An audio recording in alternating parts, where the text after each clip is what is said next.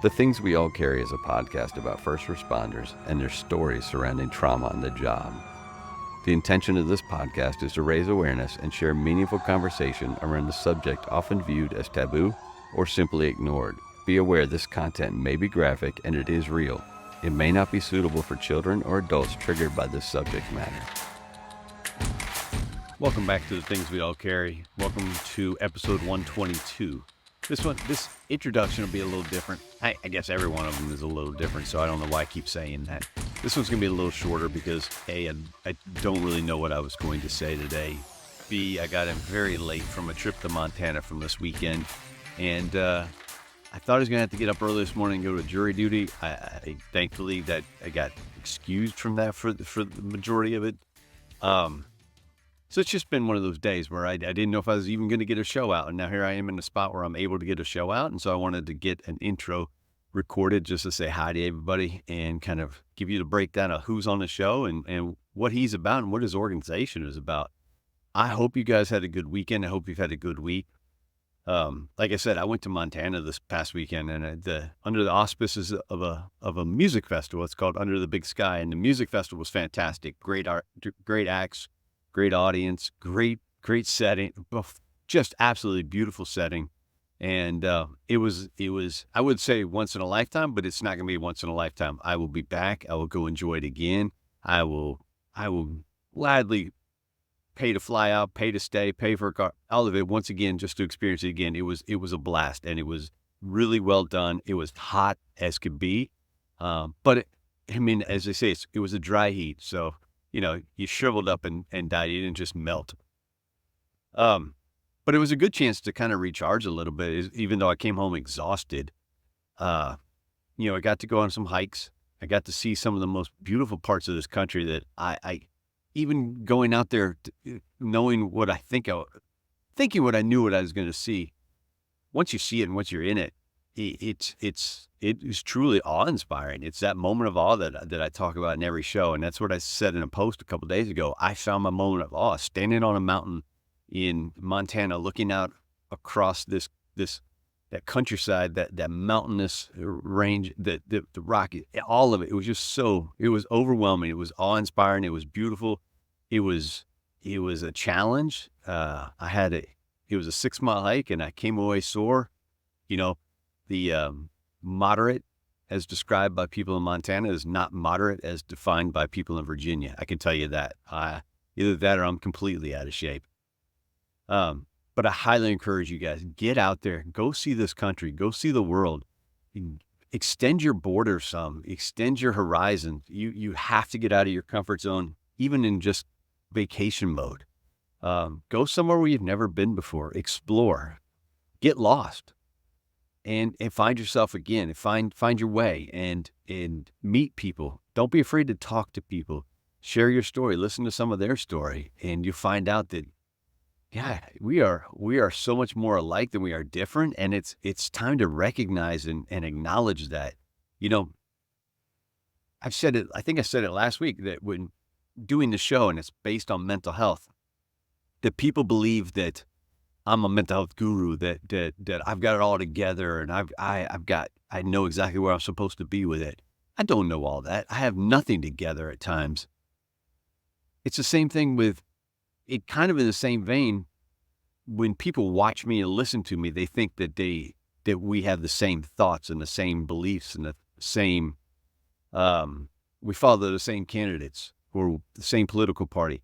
The truth is, all of us are different. We all have our different reasons for who we believe is the right person, party, people, whatever you want for this country. But you have to believe that we have more similarities than we have differences, because we do. The differences are minute, but they're being exploited and blown out of proportion to cause division and derision in this country. And we're suffering for it. And we need to reach out to people that are different from us and talk to them and get a feel for why they believe what they believe. And maybe, have them talk to us and you really hear them, not just talk, but listen and hear what they're saying, have a conversation and be open to change at times, because we're not always right. And if you think that one way is the right way, then you're sadly mistaken. this show, man, I talk to anybody and everybody. I accept everybody, whether I agree with your political beliefs or not. And I hope that you would do the same for me, whether you agree with my political beliefs or not. That's not what this show is about. But I just wanted to say that we are so much more similar than we are different. And to travel to a different state, which was 6 hours away or whatever it is, it's not 6, but I'm terrible at math. And to talk to these people, I realized that we have the same problems here as they have in Montana. There are different scales sometimes, and they have little differences, but they're the same problems. And we're fighting the same enemies. That we need to acknowledge that the people that are in some of these positions of power don't have our best interests at heart. And so we need to smarten up and find candidates that have our best interests at heart. That's all I want to say about that. I hope you guys listen with an open ear and open heart when you talk to people. It is of vital importance that we learn to get along in this country. I'm going to wrap this up real quick because I'm out here in, 98, 99 degree heat, getting ready to do a short workout just to shake off the rust and the soreness from a flight yesterday. Welcome to episode 122 of The Things We All Carry. This week, my guest is Rob Garnett. He's from One More Wave. He is the managing director. And I apologize, Rob, if I got that wrong. I'm flying off the cuff. Rob is also a former Navy SEAL, and that's where he met the people who he kind of formed this idea and this nonprofit with. And so what One More Wave does is it provides boards and a community for disabled and wounded vets to surf and to use surf as a therapy and a way to heal mentally, physically, emotionally, to use as a way to heal, to use it as a way to get out there and battle the demons that they had created for them over the years for their service and their injuries. This is a great organization. It's got an impactful mission and a very important message. So sit back, take a listen, donate to One More Wave, go buy a t-shirt, go buy some stickers, get the word out there, let people know that this organization exists, and let's get them on the map more than they are. And let's get these vets who need it, let's get them some boards, and let's get them out there in the water and get them recovering. You guys get out there, do something for yourselves today. Take a listen, enjoy it, and I'll talk to you next week. Welcome back to The Things We All Carry. Today, I have the pleasure of speaking with Rob. And Rob is, where do we go? A founder, CEO, director? What are you? No, sure. No, I'm the director. My friend Alex West, who I served with in the Navy, he's the one that founded it. And then I've kind of taken it on now. So he's the director of an organization called One More Wave, and we will get into what that is about. But just suffice it to say, he's using surfing as a form of therapy, basically. Am I correct, Rob? Absolutely. Surf therapy is very real. So let's get started with that question about music. What's the last song that you listened to? I'm sure it was Jack Johnson. I'm not sure which it is. I listen to Jack Johnson in the morning. I'm a surf bum. I love Hawaii, so it's hard not to like Jack Johnson. I was going to say, that's surfer to a T right there if you can go with Jack Johnson. What's funny is you'll still see him. Like if you go to the North Shore, there's good waves. He lives close by. You'll see him near Pipeline out on the beach, nice. Helping people out. It's pretty fun. Well, that's pretty cool. Yeah, that's nice. I like it. So where did you grow up? Mm-hmm. California. So Southern California and Northern California. So most of my family's from Southern California, kind of Orange County, Riverside, which is kind of what we call the Inland Empire. And then Northern California, also up near Lake Tahoe. So both of those spots. And what was growing up like? What was childhood like in those areas? Yeah. So Southern California, when I grew up, the area we lived in was kind of rough. Definitely a working class area. I wasn't there too long. My parents were divorced when I was in third grade, I think. They got divorced, and then my mom remarried. We moved to Northern California, a place called Nevada City in Grass Valley, which is about 40 minutes from Lake Tahoe. Big change from, Southern California to where I grew up in a place called Fontana, which is the birthplace of the Hells Angels. So there's lots of gang activity from every flavor to move up to Northern California where it's, lots of hippies growing all kinds of different illegal things at the same time, and just a different lifestyle for sure. It's funny you say Fontana, and I've read a couple of books on Hells Angels, and this is definitely the birthplace. No, for sure. And it wasn't just, those kind of gangs. There's all kinds of other stuff. It's just, inner city kind of, not a lot going on, but to get in trouble for sure. So you you go, so you go to high school up in that northern area towards Lake Tahoe when your mom moves and Yep. remarries and moves up there. And then what do you do after high school? Where do you Yep. go from there? And I mean, also is school like, is that something you were into, or is it something you battled through? Did you have like, other than the divorce and the moves, things were good, or what was the deal? What was the deal there? Sure. No, for me, I hated school. I was always not into it. I was one of those kids that was just looking out the window and I just couldn't wait to get Right. outside most of the time, like lots of us. So, no, so I finished high school and moved back down to Southern California. And I thought, hey, I'm going to try college. Went to Long Beach State for a little bit. I played water polo and swam all growing up. So I was a big kind of aqua kid. Um, and so I went to school for a little bit and man, it was just not for me. I was not into it. I realized I didn't have to do it anymore. So I dropped out. And then I immediately, before too long, thought, "Hey, I want to try to be a commercial diver." I thought that looked like a good job. So I went to commercial diving school in Long Beach, California. So that I think that was 6, 8 months, something like that. I can't remember. But anyways, so I went through that course. I became when you finish that, it's a trade school. So you can either become an inspector, which is someone that might go check out, say, an oil rig or the underside of a ship. You can become a welder or a medic. And so I went the medic route. And so you kind of learn about some dive medicine, how to run hyperbaric Yeah. chambers, that kind of stuff. And so when I finished, I'm like, okay, I'm going to go be a commercial diver. And off I went. I went to Galveston, Texas to work on an oil rig. Um, and man, it was a big shocker because really it's like, you know, I go from being, in school, living at home, driving back and forth, and now I'm living with roughnecks, out that, it's construction, Right. right? So it's not any different than any other kind of construction. It's just underwater construction. So super hard work. And I had taken out a bunch of student loans to be able to pay for that school.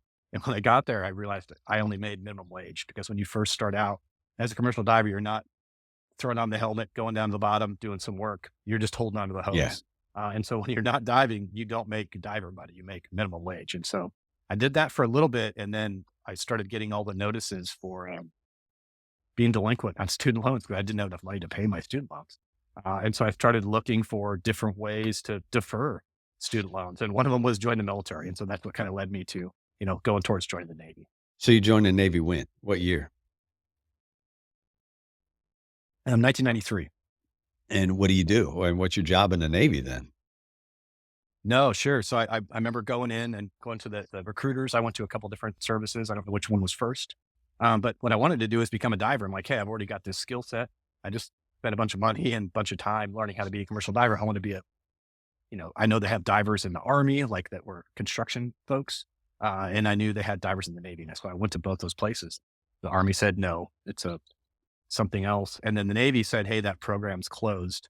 We've had enough people for whatever the criteria is, however many people we need to bring into that program. But the guy goes, hey, they dive at a place called Buds. Right. You could go do that. They dive there. It's like, cool. What's that? And he goes, oh yeah, you dive, you do a bunch of stuff. And I said, okay, sounds great. That sounds good to me. And so that's what led me to, the path to go into Buds SEAL training. So, I mean, did you seriously not know what it really was? I had no idea, Really? not at all. And so no, and like I mentioned before, like my mom's a hippie. Right. Like we're in Northern California, we're deep in the Humboldt Right. area, all that kind of stuff's going on. Like I know, I'd had family members in the military, but we'd never talked about it. Like there was no. I've always wanted to be in the service, none of that stuff. And so when I told my mom I was doing it, she was Oh, really yeah. upset. And I honestly had I knew nothing about it. And it wasn't like at that time you could Google it, Right. or learn more about it Yeah. or meet anybody that had ever done anything like that. So I really had no idea. Um, and so I ended up going to join the Navy. And at that time you would have to kind of choose a Right. trade. And so you could, to go to Buds, to go to SEAL training, you had to choose a trade that they thought would be associated with something to be Mhm. useful at a SEAL team. And so one of the choices was a parachute rigger, people that kind of manage the parachutes and all the escape equipment that, air crew might use. And so I went to that school, and when I was at school, I took the test to go to Buds, and they ended up sending me to, so I passed it and they go, okay, you get to go, but first you're going to go.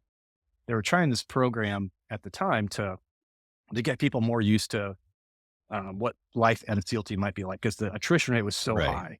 People would go and just fail or quit, and they were trying to figure it out. So they thought, hey, if we expose these folks to what SEALs are really like and make them feel like it's a realistic, goal, then maybe they'll have better success. And so I spent, I think, 4 or 5 months in Puerto Rico at a training site for for SEAL teams. And so I spent some time there, and that's where I kind of learned what it was, what the job would be, got into shape, learned kind of the way that, I did swimming forever, but swimming in the ocean is much Yeah. different than swimming in a pool. So it really did help me kind of get prepared to head off to Bud. And I did that in 1995. I went to Bud. So you figure out what the SEAL team is or what they are. And obviously Mhm. you're still all in. You're still, yeah, hell yeah, I want to do that. No, absolutely. I met a whole bunch of great guys, and I thought, oh, this is pretty cool. They get to work out all the time. They get to do things that are challenging, and that really appealed to me. And anything to do with the water, I was into. Now I've been ruined. I hate scuba diving because we did it for work for Right. so long. Exactly. But no, at the time it was exciting. They were always together, and I always associate it with, we've all been on some type of Right. team. Growing up, a sports team or a club or even the band or something where you go on a trip and you're all together and you're on the bus and maybe you stay overnight. And it's really cool because you're with the same people all the time. Like that's how life is in the SEAL team. You're just on a professional team for your whole life, and you're with your best friends, you know, doing, having a purpose, having doing something that you feel is meaningful. So no, I was very excited to go do that. I saw all these guys that were really, you could tell they were good friends, and they all had shared a lot of, you know, great adventures. And I thought, oh man, that's for me. I want to do that for sure. So then you go to Buds in 95 and, Yep. and So I went to Buds 95. I turned 21. I think I turned 21 my second day there. happy And birthday. then, went through the journey. Yeah. Yeah. It was fun. So how's that progress for you? What's your SEAL career like then? Sure. No. So I finished that. And then at the time you would go to a bunch of different schools. And when you would first check into a team, um, you'd be on probation for about 6 months. And so at the end of that probation period, you would go have something like an oral Mhm. board where they'd kind of ask you a bunch of Right. questions and see if you've gone through the criteria that they wanted. And then at the end of that period, they would, you'd get your tribe. That's what everyone Yeah. wanted, was the, that gold pin that you get on your chest. And so finished that and then just started deploying. The way the teams were broken down by then, the West Coast teams were all odd numbers, even numbers are on Mhm. the East Coast. And so I was on the West Coast. And so each team had a different kind of area that they specialized in. And so I went straight to SEAL Team 3, and SEAL Team Three's area that they specialized in was Middle East. And so everything we did was training for the desert. If people had language training, it was going to be Arabic or Right. some version. And so that's what we focused on. And that was all how it was, leading up prior to 9/11, much smaller. We would train up for 6 months and then deploy for 6 months and do that over and over again. And, then we hit 9/11, things changed a lot, but it was kind of the same thing. You're just always constantly training and then deploying So how long did you stay in the teams then? for 23 years. So Gotcha. I came right in, went straight to the teams, and then I never left. And what's kind of lucky for me is the teams are either in Coronado, San Diego, or Virginia Beach, Virginia. And then there's a team in Hawaii. So you can stay in the same area for your whole career if you'd like. I mean, some guys would bounce back and forth, but you can just go down the street on either coast and kind of switch teams if you need to, because what happens is as you move up through the ranks, you need to do different jobs to advance. And so there was spots for you, especially when the wars were hot and Right. heavy. There was always somebody that needed a new spot, so you could bounce back and forth. You could really stay deployed all the time if you wanted to. There was really no one saying, hey, you should probably sit back and look after yourself. We're just like, let's keep going, go, go, go. Yeah. I mean, So if you wanted to, you could stay gone. speaking of wars, I mean, you joined in 95. You joined the teams in 95. Well, probably 96 is when you got to a team. Yeah, sure. And so, that's pre 9/11, but there's still a lot going on during that time frame. And then 9/11 comes along and obviously you're involved in that. So, I mean, it had to have been one hell of a career. No, there was definitely a lot going on. I mean, when I first came in, I checked into the team. I think it was the end of '95, and everyone was still coming back from Somalia. So if you remember that Oh, yeah. time, that's when Black Hawk Down Yeah. was, and all those crazy things. And all the guys that came back from that, it was crazy because no one had experienced anything like that since Vietnam. And so, excuse me. So everyone that came back, we had to change tactics. Everyone's like, "Oh my gosh, the whole city was attacking us. You've got to carry all this extra stuff." And so that really affected training for the next couple of years, because that was, you go several years where there's not a lot going on, and then bam, there's something like that. And then like you mentioned, towards the end of the '90s, we started having issues with Iraq, and then, 9/11 happened, and then Afghanistan, and then Iraq. So busy, busy, busy the whole time. So yeah, absolutely. Lots and lots of deploying. I did 4 deployments to Iraq, 4 to Afghanistan, and then I think I did 2 or 3 others, other spots, but you could really stay gone as long as you wanted to. And that really became kind of my comfort zone, was to go on deployment, because it was, to be honest, easier than being home. You know, War life is easier than real life. So when you say home, was home wife, kids, or just home being solo? What do you, because that whole professional life is progressing along your personal life, and you're trying to balance the two out, correct? Yep. No, for sure. So had a couple kids along the way. Trying to remember. So I started, my son was born in 2003, and then 2007, my daughter was born. Um, Gone a lot for both of them. Um, and so that definitely affects you, because, you're missing a lot. So you're not really growing. For me, I wasn't really growing with my Yeah. spouse, right? She was doing her own thing. I'm doing my own thing. When I would come back, it's really like she's waiting for till I go to leave the next time. And I'm like, okay, when's the next trip? Not for any real reason other than that's just how life was. So definitely different than it is now, where I want to be home all the time. I want to be a part of everyone's life. I feel like I missed out before. So it's definitely different. Absolutely. And it's just, man, No, you're sorry. good.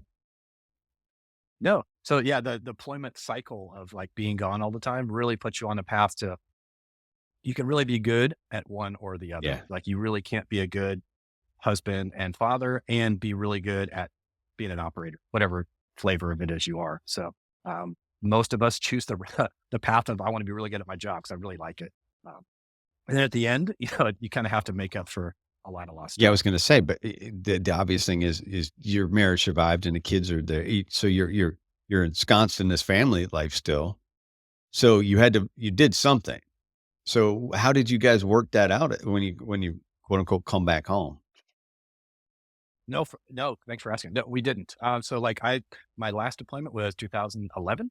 I got injured pretty good. I got hit in a pretty good roadside bomb IED, and then ended up spending a bunch of time out at Bethesda Medical Yeah. Hospital, going through a lot of programs for traumatic brain injury. I had some frag in my face, PTSD, all kinds of stuff. And so, anyways, I stopped deploying and started being home all the time for the last couple of years of my time in the service. And really, that affected my marriage, because honestly, we hadn't been around each other Mhm. ever for this long a time. Like, I'd never been home for a year straight in our whole time. We'd been married for 19 years. So about the same year I retired in 2015, I got divorced. We parted ways, and that was frankly because honestly we didn't know each other Yeah. anymore. And I honestly hadn't tried that hard. I was like, hey, I want to be good at my job, Right. and I wasn't a good husband, and so definitely led to a divorce and starting over for sure.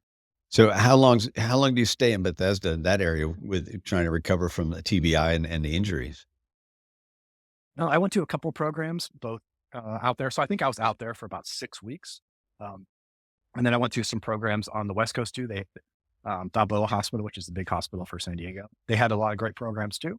Um, so I went through a lot of that stuff. And honestly, a lot of the stuff in the beginning, I wasn't really taken seriously. I would just kind of go through the motions, was still drinking too much. And, that was all that time. And so it really took some friends like kind of shaking me loose, be like, hey, Rob, what are you doing? Let's go. And sometimes I feel like you need that kick in the pants to kind of stop feeling sorry for yourself and kind of move forward, whether it's alcohol abuse or substance abuse or mental health, whatever it is. Some friends can be super helpful and powerful. And so, we'll talk about it later, but that's why the community piece of One More Wave is so crucial to me. Yeah, so that, I guess, that is a natural way to go into it. How do you find one more wave, or how does it find you? And were you had you already gone through some sort of a transformation before where you start with one more wave? So one of the things that was happening when I was going through these different like therapies was like, hey, you should go volunteer at one of these things. A lot of people gain a lot from volunteering. And so the Naval Hospital, Balboa Hospital, was running a surf clinic. And so there was all these wounded folks, that are rehabbing, on both coasts. In Texas, there's a big hospital, and then Tripler, which is Oahu. And so when people would finish up with a lot of rehab, they'd be available to all kinds of different sports or activities that they're doing, whether it's like horseback riding, hunting, sports like basketball. And I was surfing, and surfing really appealed to me because I'd grown up in the ocean and the water all the time. I loved being in the ocean. And so I started volunteering when I was still on active duty at the surf club. And so we would either teach people how to surf that were, had never surfed before, or helping people learn to surf post injury. Right. And so me and a couple buddies, Alex, who I mentioned, and Kyle, Alex was the guy that actually found the wave. We had served together at SEAL Team 3 years before. And so we had kind of both been in the treatment center at the same time. And we're now both volunteering at the surf clinic. And so that's how it started. When we started to support people that were in the surf clinic, we thought, oh, a friend of ours came through the program. He was an Air Force guy. He was a below the amputee. And he was really having a hard time getting back into surfing after his injury. So we got this board made for him. We really got hooked, because he was like, oh man, these guys care. They're doing something just for me. And so that's how it started. We started, trying to fund it by selling t-shirts out of Alex's truck. And that's how we started making boards, and we started making a couple more boards. And then we got a couple donations. And then what happened was Starbucks has a documentary crew. I had no idea. I didn't. Maybe you guys did, but yeah. So it's called Upstanders. And so they came and did a documentary on One More Wave. And by then, like I had retired from the Navy, and I was doing some contracting work for the military. And I was in between contracting, and, we got so much attention, just people with interest, people wanted to volunteer with One More Wave, and people wanted to apply, people that, military folks, active duty and veterans that could use some gear. And so it just got a little bit overwhelming for us to do it after work, it was kind of a full time. So they're like, hey, Rob, you're already out. We're still in, the other two guys. So I came on full time in 2017, and I've been doing it ever since. And so now it's pretty cool. We're going to hit 750 boards that we've presented to folks. And we try to do 100 a year. So that's really the goal each year. So along with that, you're presenting the boards, but you're doing clinics and everything as well as not just presenting the boards. Am I correct? Sure. So one of the things that we kind of learned early on was there was a lot of surf clinics, especially in Southern California, from like where I live in San Diego up to the north end of LA. Let's say Malibu. Everyone knows Malibu.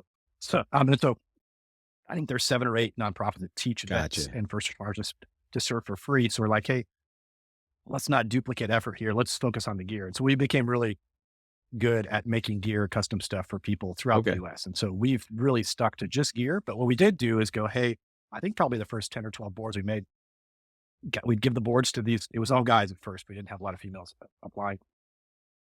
We'd get the board and think, oh, this is where the magic's going to happen. They're getting back in the water and be happy and move forward. And all of them, to a man, were like, hey, when are we going surfing? Right. And so we realized we need to start having surf. So we started doing something called Third Saturdays, which is where we meet the third Saturday of every month. Just surf. So we just show up at 8, leave at 11.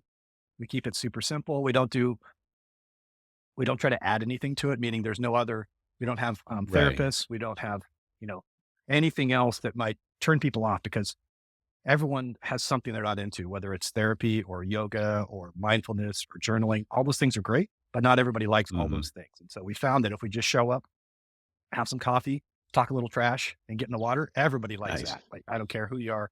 Everyone enjoys that. And so that's what we do. So we have Third Saturdays once a month. We started here in San Diego, and now there's one in Oahu, Virginia Beach, North Carolina. We've got 2 in Florida. Okinawa has one, Guam, and Puerto Rico. And so all of those are just a time for people to meet and surf, and we're open to everybody. So you don't have to be a vet. We get tons of people each time, especially in the summer when it's warmer, that have nothing to do with veterans. They're just like, hey, that looks like a great group. Let's go do it. And so that's where we've really grown, is with the community piece for sure. So what is the goal of One More Wave? Let's start with it. What's a mission statement for you guys? Sure. It's providing injured and disabled veterans with custom surfing solutions and a community to surf with. And really, the tagline is we'd like to reduce veteran suicide, right? Because put it off to another day. Come surf. Let's do this instead. Let's find something healthy to do. Let's find some friends that don't involve, let's go drinking. Right. Let's go, do whatever substance, whatever it is. Let's not just go hang out in our room and get high or drunk and play video games, which is what a lot of folks do, especially single dudes when they come out of the military. And so all that stuff's fine, not disparaging it, but like having some other opportunities to do stuff is really our goal. Just keep offering that to folks. Excuse me. One of the big things we've been doing is adaptive sports have really gotten big, especially adaptive surfing. So now we support Team USA. So Team USA has parasurfing, and so we have lots of veterans that are on Team USA that are receiving equipment from us. So we go on trips, support them competing. We just got back from Hawaii, and then about a month before that, we were in Australia competing with other people of all kinds of different abilities. So a couple, we want to do surf therapy. We want to reduce veteran suicide. That's our number one thing. But we also want to enable folks to be part of competition, which also, gives us purpose, gives everybody purpose to do something new after you leave the service. Hey guys, quick break right here just to check in and thank each of you for listening to the show. Your support has been paramount, and I appreciate all of you. I have one request, though. I need you to share the show with everyone you know. Help me get the word out and spread these stories as far and as wide as we can. While you're at it, please leave a review of the show wherever you happen to listen. Feel free to reach out to me at any time to share your story, to talk, or to pass on suggestions. Let's get on with the rest of the show. So how do you get started? How does somebody get started with One More Wave? They're interested in learning the sport, getting an adaptive surfboard, touching base with you guys, figuring it out. How does that begin for a veteran? Yeah, sure. So there's a couple different ways. We get referred by the VA, the Veterans Association, right? So we're listed on there as options, because they always want to have options for veterans to do. That's one way. The big way is people see us on social media. So we spend a lot of time posting a lot on, everything Meta, and that's where we get most of the interest. And so people just apply on the website. They go on onemorewave.com, they apply. And what happens is every single person talks to me. So they'll apply. They've got a couple things to be eligible, really it's just being a veteran or active duty. We don't advertise active duty a lot just because active duty, you're not really supposed to receive gifts over $25. Right. I do it anyways. I don't care. I can't get in trouble, but the service members can. So I just don't advertise it, but we absolutely give gear to active duty as well. And so they apply, they talk to me, and we figure out what's the best fit.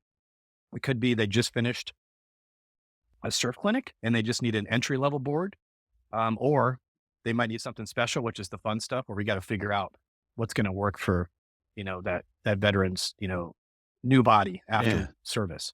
Male, female, doesn't matter. It could be handles on the deck for someone that's going to surf prone on their stomach. It could be strengthening the deck for somebody that's got a prosthetic. It could be art. Maybe someone's really going through a lot mental health wise, and they'd get a lot from working with one of our artists to come up with something that's really impactful and put it on the board. We do that as well. It just depends on what somebody needs. And sometimes they don't need a board. They just want a group to surf with, and they find out about us like, oh, this is fantastic. I'd like to come join you. And so it all happens on the website, onemorewave.com, or people reach out to us on social media. But that's really the way we try to get the word out would be, through the VA, and then, social media seems to be the best way. What do you consider a success story for you guys? Just people coming and try it, and then, getting involved in the group. And when I was, we've been at this for a little bit, so we get new people that come on. They get really frustrated if someone gets some gear, only surfs for like a year and then moves on. And to me, that's perfectly fine. Maybe surfing was the thing you needed to kind of spark you, and then you found that you really liked this other thing, and then maybe you try another thing. All that's fine. We're just happy to kind of get you out of that rut, maybe that you're stuck in, and move on to the next part of your life. And so, success, I think, would be that you have kind of changed your mindset. You're not kind of stuck. That, hey, I can only do this thing in the military. Now that I'm out, I don't feel like I have any purpose. So helping people find their purpose would be success for sure. And I'm imagining the third Saturdays are kind of similar to what people on my show talk about quite a bit. Is they go to firefighters. We have a thing called the Center of Excellence. I don't know if you've ever heard of it. It's okay. So and the biggest thing they come away from the Center of Excellence is the community that you mentioned, and their community revolves around a fire pit. And that's where there's no therapist. It's just the guys and gals that are there, and they sit around this fire pit and they bullshit and they laugh and they cry and they talk and they, it's that moment where it's communal therapy basically. And so I'm seeing the third Saturdays as just that. Hey, there's no pressure on anything. You don't have to talk about anything. It's just, like you said, it's a community to come out and just chill. No, absolutely. And I think that's where a lot of healing happens, right? When you can kind of be present instead of, right, depression's worrying about things that happened before. Anxiety is Yeah. worried about things that might happen. When you're sitting in the water waiting for a wave, you can't be thinking about any of that stuff. The ocean does not care, right? If you don't pay attention, you're going to get smacked in the face, or you might get smacked in the face anyway. So it forces you to be present. And I feel like a lot of us, when you can be present in whatever it is, maybe you're shooting a bow, maybe you're riding a bike, whatever it is. If you're not completely focused on what you're doing, you're not going to be successful in whatever it is you're trying to do. So I think that's when your brain can rest and go, okay, let's just do this, and not worried about that anxiety, depression stuff that drags us all down, or that grief that you're carrying that pack around all the time. So absolutely being present at any of those activities, I think is incredibly powerful when you're trying to kind of move on and heal yourself. So you said every third Saturday, and all those locations you mentioned, people are coming out and joining you.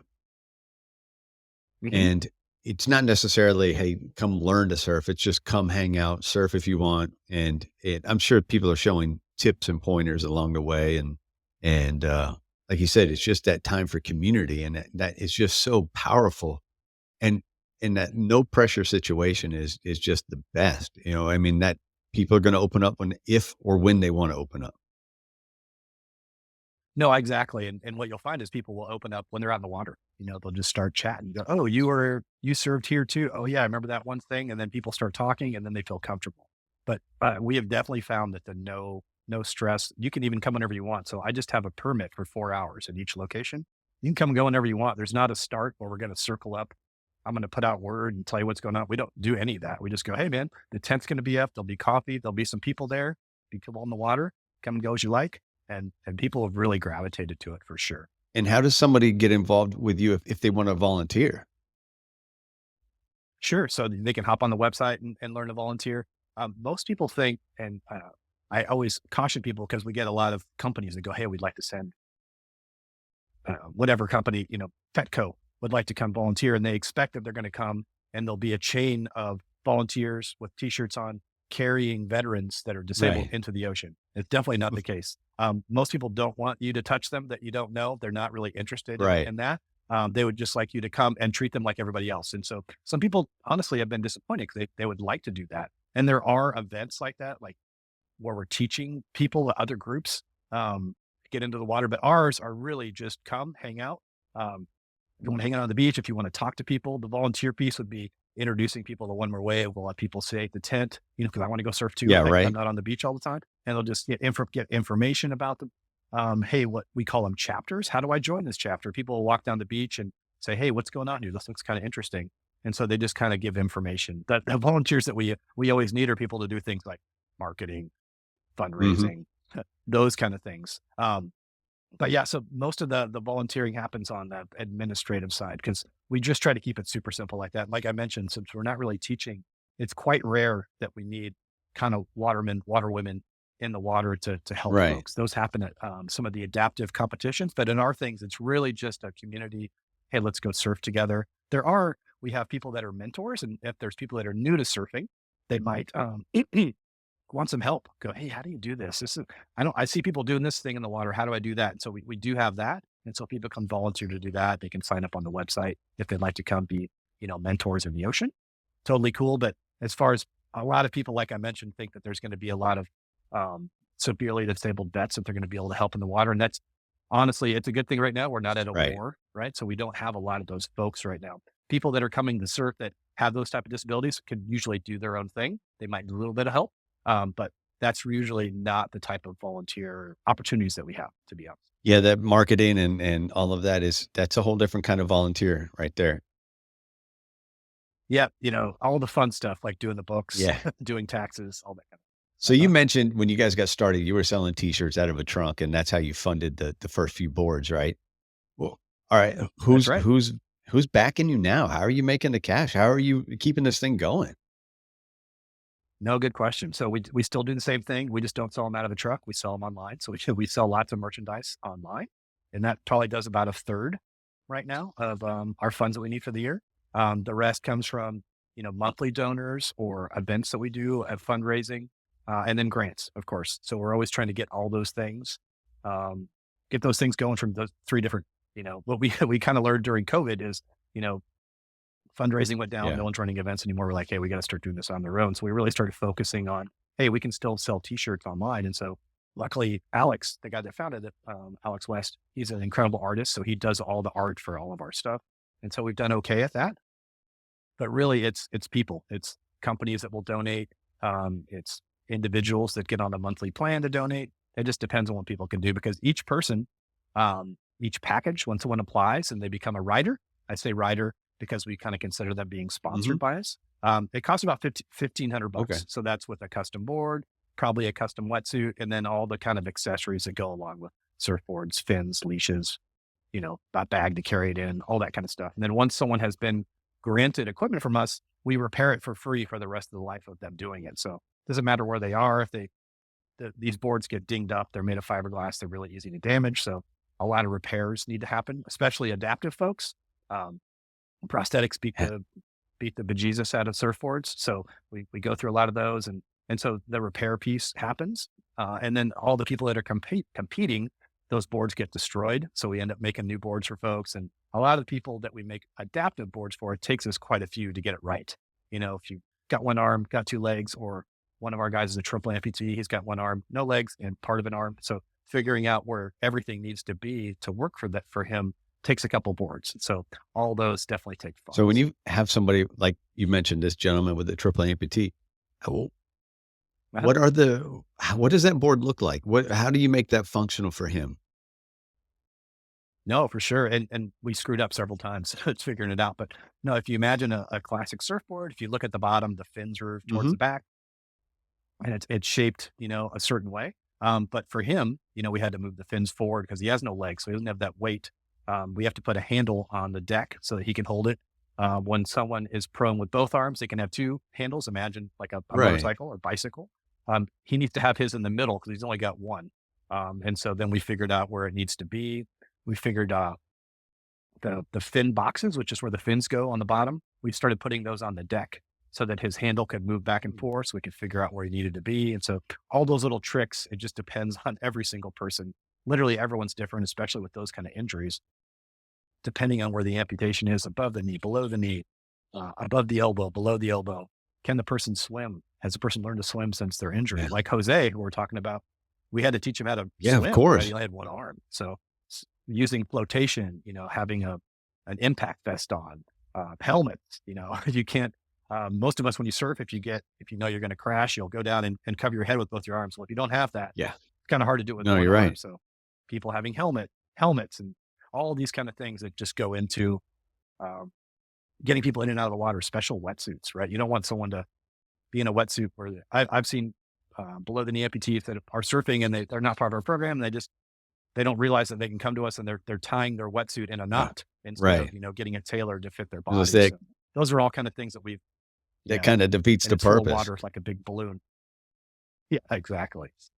All those kind of things kind of go into kind of making it able so that everybody can enjoy the ocean. So who's making these boards? Yeah, we got a couple shops here in San Diego. We do it all custom. Most of the time we have to make them. You can't really purchase the stuff for the adaptive boards. Now, not everyone's adaptive. I would say that's probably 15%. The rest are people that might have PTSD, depression, traumatic brain injury. Lots of people with MST. If you know what an MST is, it's military sexual trauma. All those people are eligible for equipment. So those people may not need an adaptive board. They just might need a board. A lot of veterans are living on disability, or just their VA, or they're on Social Security. And so they're not going to be able to afford to get a $2,000 longboard. All those prices have become very expensive, just because of the cost of the equipment. So we make a lot of those boards for all kinds of different people. And luckily, the people that need the adaptive stuff is very small, just because thankfully we're not in the heat of a war right now. So where's the future of this? What are you looking towards? Where do you want to go with all of this?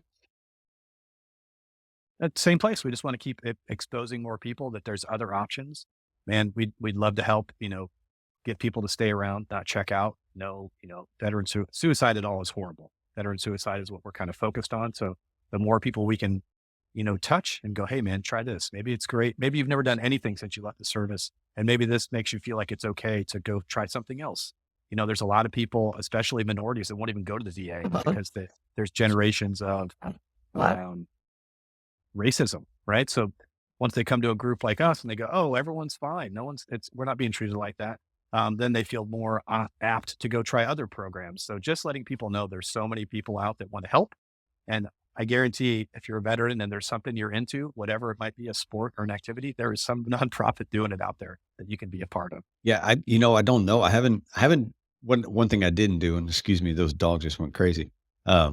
One thing I didn't do was research to see if there's anything out there for firefighters or first responders, like very similar to what you're doing. And you might know that. I'm not sure if you do know that or not, but it's something I can Google. But I'm interested to see if there is something like that out there. There is. There's lots of surf clinics. There's a big one here in Manhattan Beach, which is kind of Orange County, Los Angeles, called the Jimmy Miller Foundation, and their primary is first responders, so firefighters, lifeguards, police officers. They don't provide gear, but they provide all the lots of great training. They have a big community. They're all up and down the West Coast. It's pretty neat. Yeah, I'll have to do a search for the East Coast. I'm over here in Virginia, so I'll figure out what's available on this side of the country for first responders.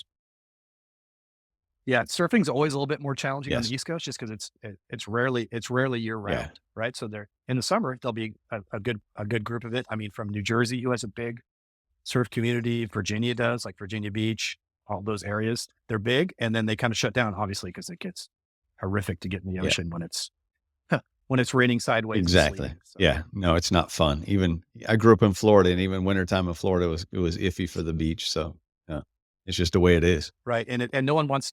Right. And no one wants to learn to surf when there's a hurricane. Hey, we're going to go chase the storm. Nobody thinks that's cool. Yeah. In high school, we always chased we tried to beat the hurricane to the beach in high school. So, and then just ride it out because it was always the best time to be there. So for you personally, what is working with One More Wave? What's it brought for you? No, for sure. It's definitely given me purpose, right? So I was, like many veterans and first responders, like when you leave whatever your job was, you feel a little bit lost. Like, hey, I had this purpose where I was doing this job and now I'm done. And what do I do now? And so that has definitely helped me a lot. Helping other people is therapy for me, exposing people to all these other different things that are out there that are free is super rewarding. Helping people with a VA claim, a simple claim to kind of help them be compensated for things they have, helping people, learn all the different, because there's so many of them, but it's not like there's this giant, yellow pages, dating ourselves. No one knows what the yellow pages are, but there's not this big list that says, hey, here's what you do to get, all this stuff. So exposing people to that is super rewarding to me. One of my favorite things to do, honestly, is to go to, some of the rehab clinics. The VA has lots of them in San Diego and Southern California. And there's something called Veterans Court. I had never heard about it when I was in the service. But let's say you've gotten in trouble with the law a couple of times, here in, California, you get 3 DUIs, you're going to jail, right? So if you're a veteran, you go to Veterans Court and the judge might say, hey, listen, Rob, you've had 2 DUIs. This is number 3. You can go into this program here, or you can go to prison. And, I think a lot of us would go, hey, that program sounds pretty good. Sounds great. And so, sounds way better. And so they'll go to these programs, and after a couple of weeks, maybe it's sobriety, maybe it's mental health, it doesn't really matter. They'll be availed of all these different, things that they could be doing instead of maybe unhealthy things. And so I'll go and speak, talk about surfing, and then we'll go take those guys and gals surfing. And so there's been several folks that have gone through that program, come surf with me. Maybe they still surf, maybe they don't, but when they finish, they move on. I've had a couple friends that, finished up with the program, and then went on to become firefighters, or they're wildland folks, or they have new jobs. And so I think a lot of times it's really easy to focus on, veterans or first responders that have a really visible physical injury. You go, oh, that person's got burned really bad, or that person's missing an arm or a foot or something.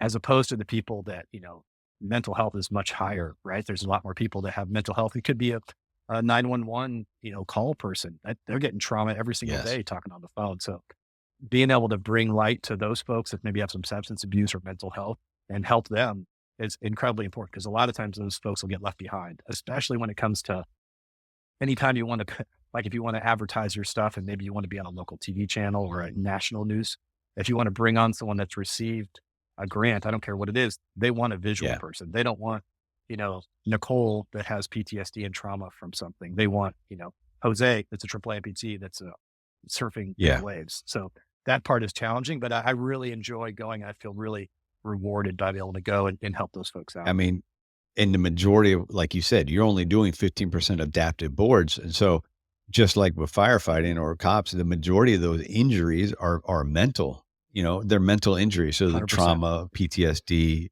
TBI, whatever, the MST, which is not spoken of enough, because that MST Absolutely. is not just MSD, that goes across these services, to be honest with you. And it's just not discussed 100% enough it because is. people don't know what it is when you say those letters and you have to explain it. And so that's something that needs to be brought more to the forefront as well. It does. I was shocked. I didn't ever, my time in the Navy, I didn't ever hear about it. Like that wasn't something that I had ever heard about. But after and then going through this and then talking to thousands of people, I was shocked Yeah. by how prevalent it is. It's really It, heartbreaking. it's too normal, if that makes sense. It's too accepted. No, And, you're and then absolutely right. it's an embarrassment thing that isn't talked about afterward. It is. And then, a lot of people, it's predominantly female, but there's male Yeah. also that are just shamed into not reporting it. Or once they do, it's questioned a lot. Are you sure Yeah. this really happened? A lot of that kind of, what were you wearing? That Yeah. kind of like old school thinking. It's still very prevalent across everything, all the services, first responders, all that stuff. I've heard about it everywhere. It's As I've terrible. had one person tell me, it's like, well, which one do you want me to report and which one do you not want me to report? Because if I'm going to report them all, I'm just going to be in there all the time because it just happens. Mm, And that's yeah, just yeah, it's inexcusable. really sad. Yeah. 100%. Was there anything you need to add about One More Wave? Anything that haven't asked you about? Anything I've dropped the ball with? No, I don't think so. I think what's hard for a lot of us adults is to admit to yourself that it's okay to do something just for you. It's okay to do something just for fun, because when you're a kid, you're doing things that you find enjoyable. And then you leave school and you become an adult, you get into a family and you think that, that's all I Yeah. live for is to earn money and support the Yeah. family. But, whatever the family might look like, but it's okay to go, hey, I really like turning wrenches. Maybe I'll go work on this car, or I like play pool, or I like surfing. And so I think it's okay. You'd have to allow yourself to enjoy yourself. And I think that's really hard for a lot of adults to kind of let yourself loose and be like, you know what, I deserve to go do whatever it is and kind of set aside some time for that. Man, when I started believing myself, when I would tell myself that, I really started feeling a lot better. And it really kind of helped me to kind of share that with other people. A lot of people don't even believe that it's okay to just sit still for a bit. Yeah, it's Yeah. hard. It really is. All right. Well, let's get to those last two questions I mentioned to you. And with your career and what you're doing now, I kind of think that you probably have a pretty good answer. But when's the last time, or when's a moment of awe that you've experienced? It could be the last time, it could be any time you experience a moment of awe. And awe is kind of hard to define because I think it's a very personal thing. No, for sure. I'll tell a story. So I'm a sailor, so we Yeah. tell these stories. So I talked a little bit about how I would go to these different clinics, right? Different kind of rehab clinics. So we used to have this big van, like this big kind of Scooby-Doo kind of van. Someone donated a giant surf van. I would deliver boards. And so Right. I was going to one of those clinics here in San Diego, and I had some surfboards. I was going to deliver it to, I think there was 3 guys that were getting gear at this clinic. And so I pull up and I'm waiting out front. It's a lockdown clinic. And I see these 3 guys and they're sitting in a car and they're drinking beer. And I go, okay, I think I recognize that one guy. So I walk up and a police officer comes up and they all put the beers down, and so the guy goes, hey, who's drinking? Whose beer is this? And I go, hey, it's mine. It's mine. And so he's like, hey, you 3 guys get out of here. And he sends them away. And he sits me down on the curb and he starts talking to me. And in like 2 seconds, he's like, Those "Hey, weren't your beers. Where they get, what are you doing? Get out of here." And so anyway, so that they leave. And so 10 minutes later, guys come out. And one of the guys come up to me. He goes, hey, Rob, that was incredible. No one's ever been just nice to me. I don't really even know you. And you're willing to like get in trouble for him. And I thought, well, yeah, sure, dude. We're friends. I mean, I know if you get caught doing that, you're going to get thrown out of here. And what's it going to do to me? He's like, well, it was really impactful to him. I could tell. And so about a month later, he told me he'd been sober for a month. Um, and then he hadn't drinking again. And so fast forward to, this is probably 2018. So he just literally probably 2 weeks ago sent me a message on Instagram that he was working for San Bernardino Fire, and he'd been a fireman now for a whole year, and he'd been sober since that incident. And he just wanted to reach out and say, kind of, hey man, thanks for, caring for just 5 minutes. It really, gave me the strength to go, hey man, I can do this. And there's people out there that aren't total jerks. And it really was like, oh man, this is really important. It had taken a couple of years, but it really made me feel good that, just sometimes a little bit of kindness, you don't know, how far that's going to go and impact people. And so that was a really good, it made me feel good that, maybe we're doing something right. And that sometimes we, can really impact people. Yeah. You never know when that one little act is going to mean the world to somebody. For sure. And that's a silly thing. Like, who's going to say that's my beer or risky? You know what I mean? It's just, whatever, it's not really PC, but, and those guys shouldn't have been doing that. They're in a treatment, but, it worked, Right. so it was worth it, So to me, that was incredibly impactful. Of course. That, what we're doing means something. That's awesome. And good for him. Yeah. And now he's a firefighter. Would you say San Bernardino? Is that what you said? Okay. Yeah. Yeah. Very exactly. cool. So if he happens to hear it, congrats, dude. Well done. What about a book recommendation? Ooh, I think the last one I read was something called The Blue Mind. I don't know if you've heard of it. It talks about surf therapy and how the ocean affects you. Okay. And, how we talked about being present a little bit earlier and how those things help. And it really goes into how the ocean really can heal you and how it's really magic and why you feel so good. It's tough to have a bad day at the beach, even no matter what it's like. So no, it's a cool book. Blue Mind. Awesome. I will link that in the show notes. And like I said, I'm not sure when this one will come out. I'm kind of on a hiatus for a minute, and I haven't identified any kind of a time. And it kind of goes back to what you just said, where we don't accept that we can do something for ourselves all the time. And I think I dropped the ball on some of that. And so that's what I'm kind of trying to do, some of that with a hiatus right now. So just be patient with me, and I'll get it out when I come back around to posting again. No, I love it. And I always tell people that get really excited about, they've never been around nonprofits or helping people or talking to people about trauma, is that it's really easy to over volunteer. You can really go hard and fast. And then all of a sudden you're putting yourself into peril. Yeah. So no, I'm glad you're taking a break, man. It's really easy to overdo it and take on everyone else's stuff. And all of a sudden you start carrying it around like it's yours. So no, I'm glad you're taking a break and looking at yourself. Well, listen, man, you've got a much nicer look out there than I have in Virginia. So go enjoy your day on the West Coast and enjoy that weather and keep doing what you're doing, man. I applaud you for it, and people are benefiting.